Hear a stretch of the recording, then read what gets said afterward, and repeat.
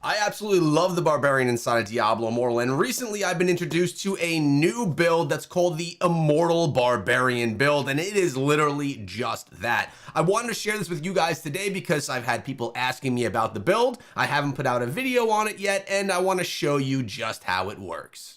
I'm going to be taking you guys through all of the skills and everything that you're going to need to put together this build, plus show you how I've modified it from the version that was shared with me from my good friend Indez. This build was put together by him. He shared it with me when I switched over to Barbarian, and I have been using it and loving it. So let's dive into it right here. First of all, I'm going with Lacerate as the primary attack. Also, keep in mind, this is a PvE build, and I really like to use it in Hellslayer, in dungeons against big bosses, and even in Hellslayer bounties, which I'm going to show you a little bit of a demonstration of in just a little bit.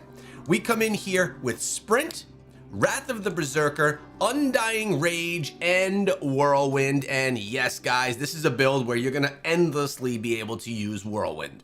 Now, I figure it's a good idea that I show you a little bit more beyond just the essences. So the Paragon that I'm running right now is Slinger. I'll show you the details of that as well. This is what my Herodrum looks like. This is how I allocate all of my points, and these are the stats that we're getting from those points as well. And my overall attributes, I'm sitting around 56,000 combat rating. And we have armor, armor pen, potency. My resistance is a little bit low, and I currently have 4,316 resonance. I am rocking all 5-star gems, as you guys can see right here, but there are definitely some other gems that would probably work even better inside of this build in place of something like the Seeping Bile or the Gloom Cask gem.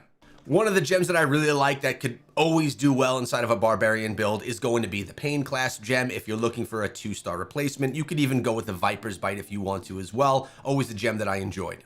Morn Skull also isn't bad. You can utilize that one too. Can't forget about Spectre Glass. I also like the Crimson Bellet or Behelit, I should say, and of course a Mother's Lament. I'm basically just sharing with you a couple of 2-star gems that really do well and could be very useful inside of this build. Misery Elixir, that one doesn't suck either. I currently have mine sitting as dormant, but it's a pretty good one. Same thing as my Carson's Invigoration. All right, but let's actually go through all of the essences. I'm going to give you an overview really quickly, and then I'll go in depth on each of them. So here's an overhead view of all of the essences that I'm utilizing. If you want to take a screenshot and share, you totally can. And also here are the green items that I'm using. 4-piece Vathu, a 2-piece Mount Bank, and a 2-piece Restitution in Blood. You could probably replace the Mount Bank or one or 2 pieces of the Vathus and use a Seeds set. That would probably make this even better than it is already. Actually, it would definitely make it better than it is already. So right here, Seeds of Sown is one that continually channeling a skill against the same enemy gradually increases the damage, which is honestly huge for this, and I need to myself get myself at least a 2-piece of the seeds and replace something from my build. So if you have those, or if you're crafting, focus there. All right, let's go through some of these pieces right here. The helm I'm wearing, first of all, I focus on fortitude on all the gear that I use. I haven't done a bunch of reforging of the magic attributes, and as you can see, the gems that are in there, I showed them before. We have Squirm Skull. While sprint is active, your attack speed increases by nearly 30%, and projectile speed increases by 40%. I also have all of the slots awakened here as well, which allows me to get those additional bonuses like this one. Sprint cooldown is decreased by 10%. Our chest is, well, we're wearing the Badlander, which is the crafted one. And over here, we are going with Whirlwind now shatters armor, increasing the damage enemies take from you by 2%, stacking up to 15 times. Whirlwind energy consumption is reduced by 3.6%, and you're also getting Whirlwind energy consumed 10% slower. Let me share with you, there are 2 essences that can be added to this build that I still have not yet unlocked that I'm going to share with you after I show you all the essences that I'm currently using. Point here is, the essences that I'm currently using are very effective and not really necessary to make this an effective build. ox horns we're wearing right here on our shoulders. When Whirlwind strikes the same enemy 3 times, it causes a bleed that can stack up to 3 times, dealing 35,000 damage per second over 2.5 seconds. 90% Whirlwind damage increased by 10%. Okay, let's go. We also have our pants right here. Exalted Demise. Sacrificial Rage. Undying Rage now converts a portion of your current life into an absorb shield that increases your damage while active. This is a very important piece for the unkillable build. Additionally, you gain a passive effect that grants damage immunity upon receiving a fatal blow. Undying Rage cooldown is reduced by 7.2%, and the Rage cooldown is decreased by additional 10%. Now, let's get into the 2 primary weapons. Reel of Katas is the first main hand that we're using here. Splattered Wind. Whirlwind now restores energy and increases your attack speed after hitting an enemy suffering from bleed. The damage is increased by 18%. That's a big one for this build, so you can have the endless Whirlwind attack. Then we're coming on something for our primary attack, Rending Bite, one that's often used. This is for your primary. Lacerate now inflicts bleed that deals 26,000 damage over 3 seconds. Now, the secondary pieces of gear, Roar of Persuasion is the first one we're rocking here. Thirsting Berserker. Wrath of the Berserker no longer increases attack and movement speed, and instead it now increases critical hit damage and gives you life drain. Wrath of the Berserker cooldown is reduced by 7.2%. And finally, Falling Thunder is the final secondary piece. Weapon. Wrath of the Berserker also enrages you when you are near a bleeding enemy, increasing the damage you deal by 28%. You're noticing here how this is all working, right? We're getting that bleed happening and doing more damage during the bleed. But let me show you the 2 essences that could be added to this build that I have yet to unlock myself. Actually, guys, it looks like there's only one that I could potentially put in this place, and it's Staunch Refusal. Undying Rage also grants immunity to knockback effects while active.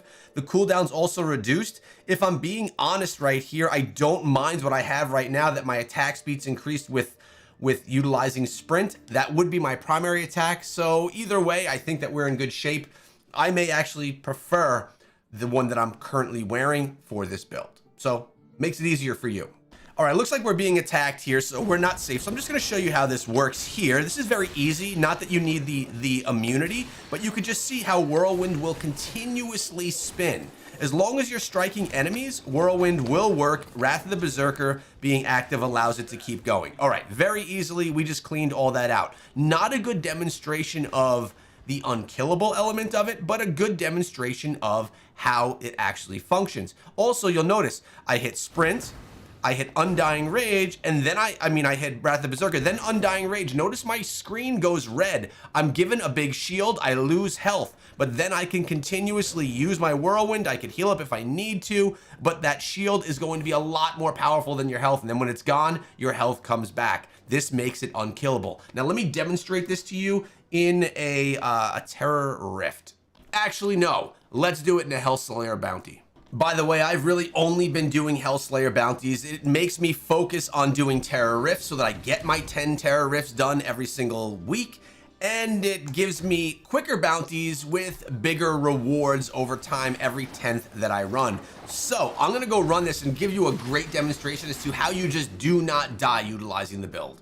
Now, of course, I could use a dungeon example, or we could do a Helliquary boss example as well, but I think this one is really good because we're doing this solo, and because a lot of times when you're playing a squishier class, like if I were playing as a wizard, I could very likely die inside of this 1 or 2 times if your build isn't strong enough. And being the barbarian though, I have no fear that I'm gonna run into anything that is a challenge. So again, I'm waiting for everything to cool down. Wrath of the Berserker, Undying Rage, Whirlwind, I'm safe. Whirlwind is continuously doing damage. Watch how that bar replenishes itself right there on the bottom. When there's no one there, I stop. I do Wrath of the Berserker, Undying Rage again, allowing Whirlwind to continuously do damage and continuously get more of its channeled skill, which is why you can see how Seeds would be beneficial to this, right? It's Undying Rage again. Let's go a little more Whirlwind. If I'm out of juice in Whirlwind, I'll just sit in primary attack for a moment, let everything kind of come back to normal, get my my Q back. Essentially, I have good beneficial effect duration, so that helps. and then we just rip on through. Literally, look at my health. There is no problem for me to stay alive right here. We have the boss incoming in a second. We'll do some primary attacks. Here we go. Boss is here. Boom, boom, and boom. 1, 2, 3. Not even worrying about sprint. I'm going to stay out of the way of harm. Same thing. Stay out of the way of harm. And then with Wrath of the Berserker, Undying Rage, Whirlwind, we literally just sit on top of the boss right here, and he just gets melted, and my Whirlwind does not end. There we go. And we got a good win right here, too. 3 chests. This is why this is a good run for you guys to make sure you're doing your Hellslayer bounties. Boom. That's already done. 4 of them in the book. Now we go back and we grab our rewards. But that is a great demo as to how you can do parts of the game in PvE that could feel quite difficult with certain squishier classes and really make them quite strong and, well, in this case, unkillable. And then we come get ourselves all the rewards. I didn't even activate my my blessings. I always forget to do it. But out of here, we got ourselves 2 legendary pieces of gear. And I'll come in and do my other ones. But I hope that this walkthrough of the build was useful and beneficial to all you guys. Again, I want to give a big shout out to Indez, who initially gave me this build. And as I mentioned, I modified it to make it fit me and how my class is built.